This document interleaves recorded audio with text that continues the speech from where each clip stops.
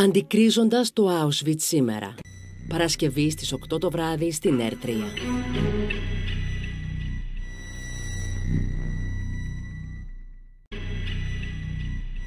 Από το σπίτι του Γκέτε και του Σίλερ που υπάρχει και μια εκκλησιά όπου κάποτε ο Μπαχ έπαιζε τις καντάτες του έως το Μπούχενβαλντ είναι μόνο 5 χιλιόμετρα.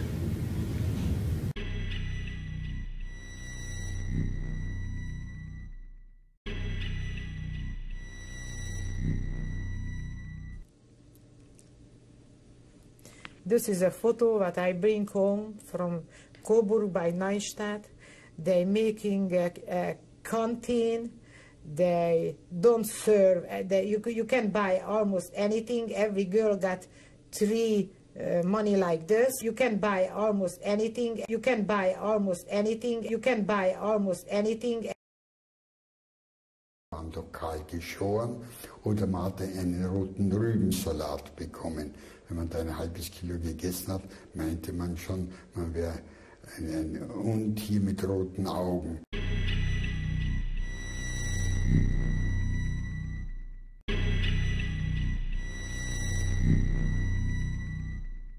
Then I was assigned to block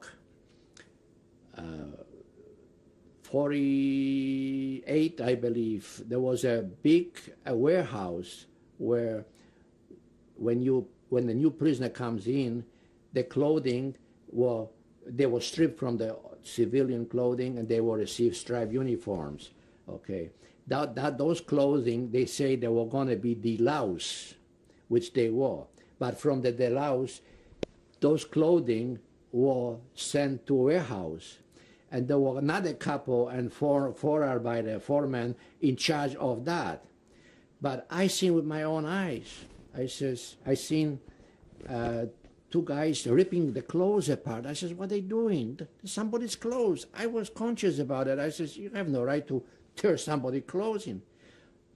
They were looking, when the Jewish transport come in there, they were looking for gold and diamonds sewed in the clothing. This is the way the black market started in Buchenwald, because they had gold and diamonds in Buchenwald, which they were able to do business with the German soldiers who brought them other goodies from the outside. When you said they? The prisoners who were in possession of diamonds and gold or coins or other valuable things that they were stripped from people who may be well-to-do, who had hidden things. And what did they trade them for?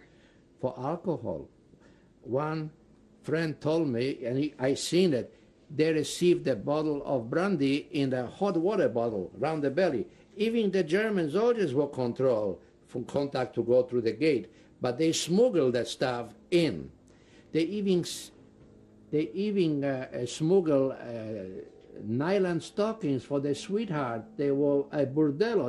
In Buchenwald they had a bordello of 18 women who were in charge of all the political prisoners who are well working and behave, and they stay out of trouble. They were able to go for 1 mark, 1 German mark. First they had to go to the hospital, they checked their throat, see if they have any lice, and then they were able to go to you had to actually report at your block, any block where you live, that you want to go zum Puffgehen. I want to go to this particular house, with the woman. What was it called? Puff house. Puff, yeah. The prostitution there was. Those women were prisoners from Ravensbrück and from Auschwitz who volunteered to become for prisoners because they had German soldiers. The one I hear of, her husband died in the German front, and he died and she wanted his body to be buried in Germany, and they would not allow it. So she started screaming against Adolf and Goering and everything. For that reason, she was in prison to Auschwitz. And women in Auschwitz worked with pick and shovel just like men did, you see. What were the nationalities of the black market prisoners? You mentioned the black market before. Well, I say it in the sense of black market. Black market started existing in 1945 after the war, where the money circulations were not worth nothing. where people have exchanged the German marks for American cigarettes. Yeah, but the way it was used yes. in the camp. Yeah. Well, the black market was, they had contact with the soldiers. You see, the soldiers who count you on the Appellplatz, when you come from work, you had to stand up. Every camp will be accounted for till they have the statistic that nobody was missing, you see. But were certain prisoners, certain groups of prisoners from any particular company more involved in the black market than other prisoners? No, those were the ones that have inside connections only. You could have been a capo or foreman on outside detail work, and yet you had the connections to this particular soldier. You knew which soldier was undertake, with whom could you do business. And for gold, the diamonds, and other jewelry, you could do everything. That's the way I'm calling a black market. Inside information. Inside information. So there could have been any nationality, and there were not stool pigeons, because if they found, if they would have squealed, they would have been punished just as much as the soldier. So there was a close comunicado, you see.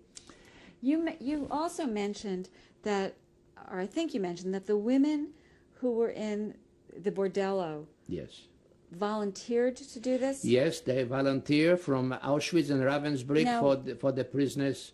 Why would they volunteer? What? They lost the country, they lost a husband, they were in prison, they become just like the rest of the population in the concentration camp. And they were subjected to heavy labor, and they came in from the cities. They were not cut out for farm work or city work. That's why they volunteer to shame more or less Hitler that we're Germans, but we will have affair with the foreigners. So were these women, where were these women from? They come from concentration camps. Yeah, what nationalities were these? German women, there were 2 Polish women, there was 1 gypsy, there were Czechs, various different nationalities. Did you ever go to the bordello? Yes. I went only once, just to find out. I had no affair or nothing with it. That woman, after she found out what my name was, how old I was, she gave me a couple of cookies and a little glass of wine, and she sent me home. They didn't even have to delouse me. I mean, usually after the every experiment you went there, they had to do some kind of inject you with some kind of dilution so you would not spread up any disease. But to my amazement, the prominent prisoners who were there approached me. Henry, can I have your number? You put your number in a statistic. I give you bread, I give you soup. I made a business out of it. I put my name every week. You put your name into... To the statistic that I want to go to the bordello. But in place of me, my friend with using my numbers went in my place. Why couldn't he use his number?